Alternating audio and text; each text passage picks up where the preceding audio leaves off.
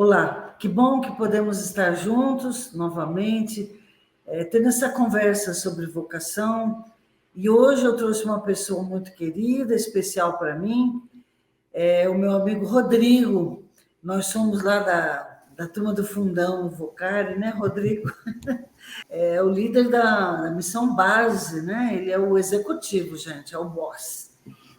Nós éramos um grupinho, 4 ou 5, que começamos o Vocari. Ele tem muita história para contar para a gente. Então, eu achei muito legal que você aceitou estar aqui, Rodrigo. Bem-vindo. Oi, Ana. Oi, gente. Uma alegria muito grande. Gente, eu estou no VOC Café com a Nauzira Nascimento. Eu acho que eu nunca imaginei, em sã consciência, que um dia eu estaria participando de algo assim. Eu estou falando sério. A Ana sabe disso. Deus tem me dado um privilégio muito grande de servir ao seu lado, mais diretamente nos últimos 6 anos, né, Ana? Mais ou menos. Mas eu cresci vendo essa mulher indo lá na minha igreja, no Rio da Prata, em Bangu, no Rio de Janeiro. E eu nunca imaginava naquela época que um dia eu ia poder estar aqui batendo esse papo contigo. Eu louvo muito a Deus pela tua vida, Ana. E é um prazerzão estar aqui, estou felizão de estar aqui. Espero, de alguma maneira, empolgar ainda mais a galera. Mas participando de Vox Café com alguém que me empolgou a vida inteira, né? E que tem um dedinho aí de eu estar fazendo isso. Isso tem a ver com vocação, né, Rodrigo? Porque se eu fui a missionária que pôs fogo em você, hoje você põe fogo na gente. Eu ouvi uma vez uma frase de um pregador que dizia que Deus era um tremendo de um gozador. E às vezes eu sou levado a concordar com ele, porque eu acho que ele me botou nesse negócio de vocar e de vocação, que eu demorei tanto a entender a minha, eu penei tanto, que ele falou assim, meu amigo, não é possível que não tenha nada que você possa falar para essa galera, porque foi difícil entender esse negócio. Foram quase 10 anos, Ana, lutando aí, entendendo o que Deus estava falando. E eu lembro uma vez da frase do Márcio Garcia, que é outro amigo em comum da MEAP, que ele falava um dia assim, falou assim para mim, mano, na dúvida o burro é você, não é Deus. Exato, é. E também é isso, né, Rodrigo? Às vezes a gente fica naquela coisa de que eu tenho que saber já minha vocação, porque a gente acostumou com esse mundo da internet, da tecnologia, do instantâneo, então a turma acha assim, Deus, está demorando, já tem 2 dias, né? Então, e às vezes a gente não entende que é nessa demora para nós, né? Demora para nós, porque a Bíblia diz que para Deus 1000 anos é como um dia como 1000 anos. E a gente não entende que é nesse processo que ele está já falando, e você que não está percebendo, e faz parte do jogo, essa coisa, essa subidona de montanha que você está cansado, mas você tem que ir. E faz parte, essas lágrimas, tudo faz parte, né? Uma coisa que eu aprendi aí nesse tempo é que a vocação tem muito mais a ver com relacionamento do que com realização. E o problema é que, às vezes, a gente quer realizar logo, né? A gente quer saber a vocação para fazer logo. Quando a gente pensa em vocação, Deus está pensando em relacionamento, em tempo com Ele, em ouvi-lo, em conhecê-lo, em se envolver com as coisas dele. E não é dessa forma, né? Não é, fala, pronto, agora eu vou fazer, e como se fossem duas coisas separadas. Então, não adianta eu querer entender minha vocação se eu não tenho relacionamento com Deus. Não vai dar certo esse negócio. Conta para a gente o que vocês estão aprontando, Rodrigo. Eu estava aí no meu início da juventude, recém-formado na faculdade, em crise, querendo me envolver com missões, mas era claro que Deus não me chamava para ir para o campo. E eu ficava sem saber o que fazer. Eu falei, bom, se eu não vou para o campo missionário, eu vou fazer o quê na missão de Deus? E aí eu lembro que foi no ano de 2000, eu lembro que eu estava numa conferência com o Márcio da MEAP, e ele estava numa conferência de jovens que eu tinha chamado ele. Eu estava recém-formado em publicidade, eu sou formado em comunicação social, com ênfase em propaganda e publicidade. E aí eu falei com ele assim, eu lembro que o material da MEAP, o material gráfico, era muito feio. E aí eu falei com ele assim, mano, tá feio isso aqui, os jovens não estão se sentindo atraídos pelo visual, você tinha que caprichar mais nisso, me achando o rei da cocada preta, né? Me achando o melhor designer, o melhor publicitário do planeta.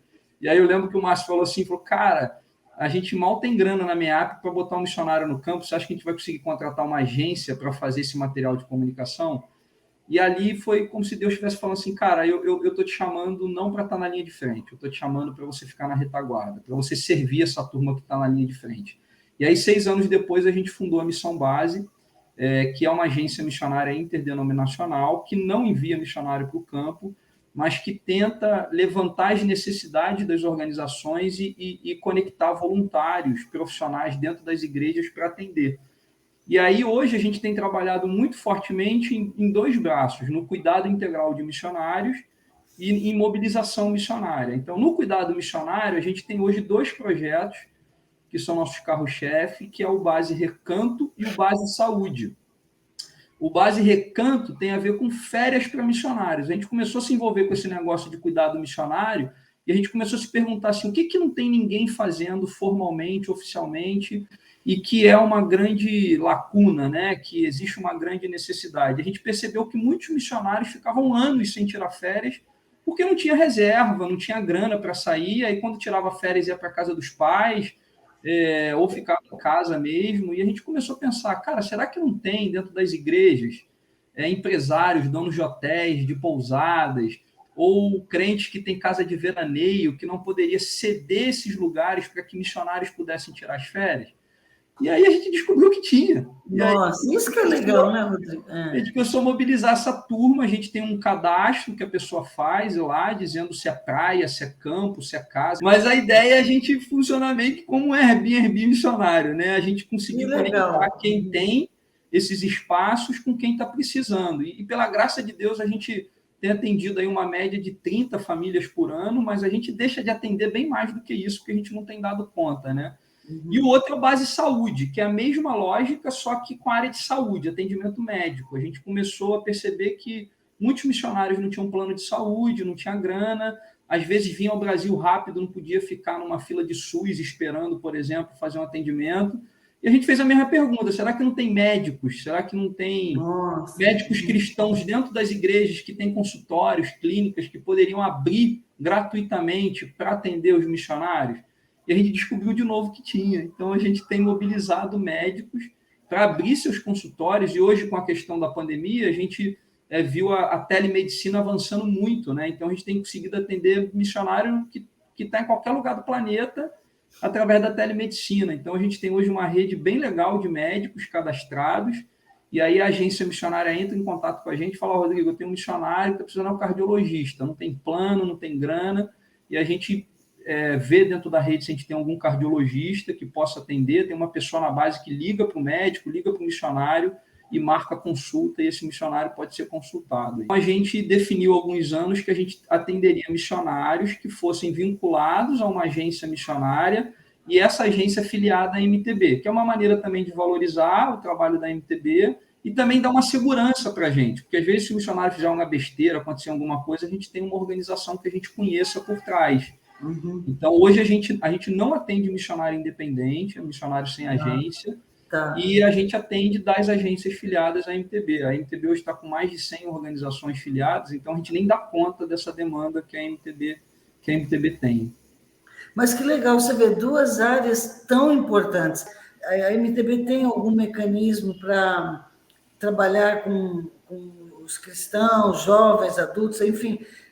Que formas vocês podem usar para auxiliar as pessoas na descoberta dessa vocação? A MTB é uma associação, né? Ela não é uma agência missionária de envio, ela tem hoje 104 organizações filiadas, se eu não me engano, e já em alguns anos atrás, ela começou a se preocupar com essa questão de uma nova geração no movimento missionário brasileiro. A geração de líderes que a gente tinha estava envelhecendo, e a gente não estava vendo essa reposição com jovens líderes se levantando.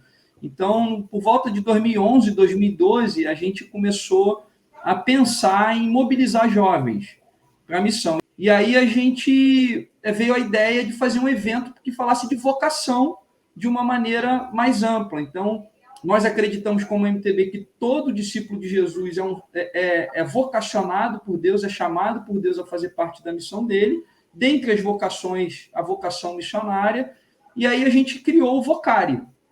O primeiro evento nacional do Vocari foi em 2015, e aí a gente, no final do evento, a gente lembra que a molecada que estava lá falou, pô, legal, a gente entendeu que a gente tem uma vocação, mas e agora? O que a gente faz?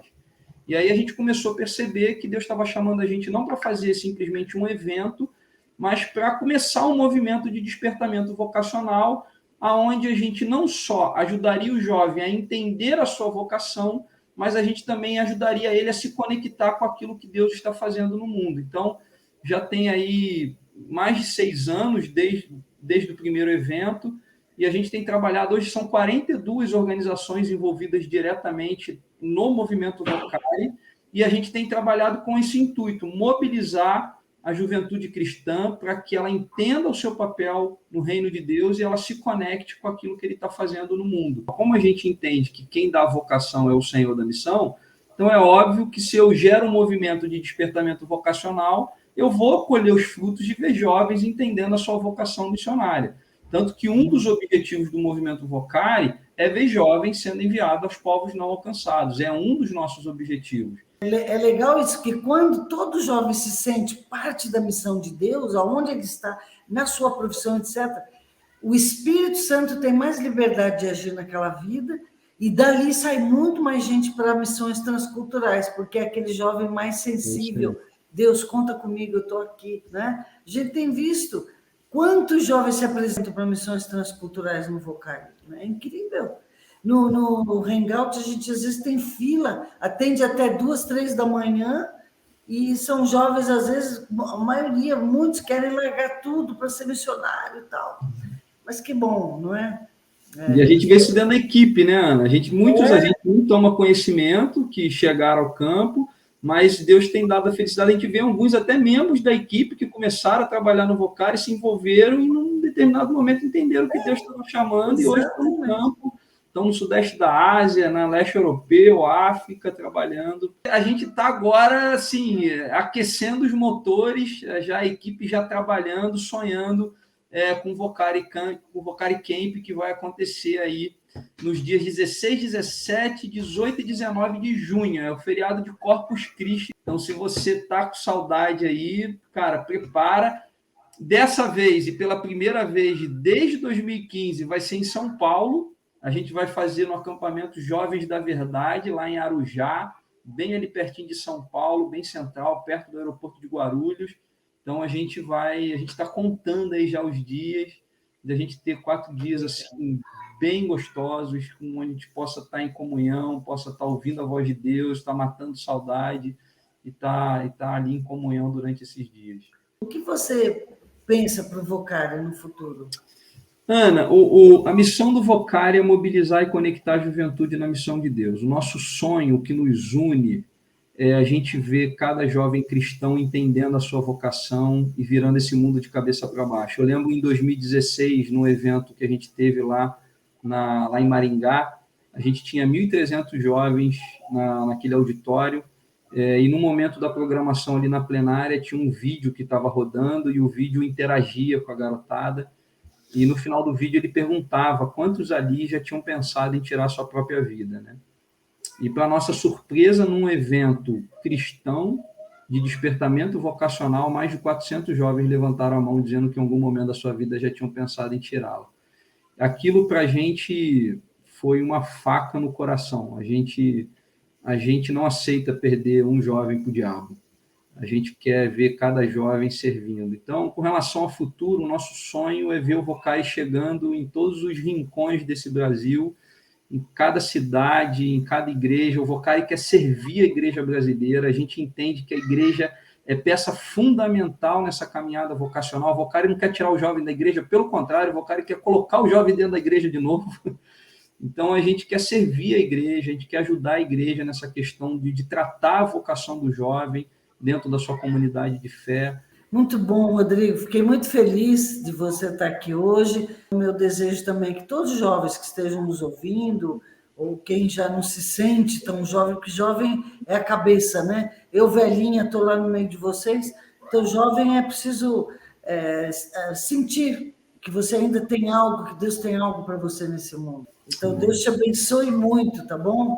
Obrigado, eu que agradeço. Um prazerzão estar aqui tomando café com você virtualmente, né? Minha grande alegria é que Deus nos use para que outros também descubram sua vocação. Porque é só quando a gente descobre por que estamos aqui no mundo que parece que a nossa vida encontra um novo sentido. Realmente, puxa, eu existo para isso. Que Deus nos abençoe.